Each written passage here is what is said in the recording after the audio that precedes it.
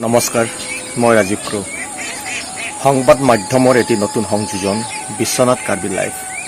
আজি প্ৰায় 2 মাহৰ আগত এই ৱেব পৰ্টেলটো জন্মগ্ৰহণ কৰিছিলে বিশ্বনাথত চন্দ্ৰশ্ৰী ৰংপিৰ তত্বাৱধানত।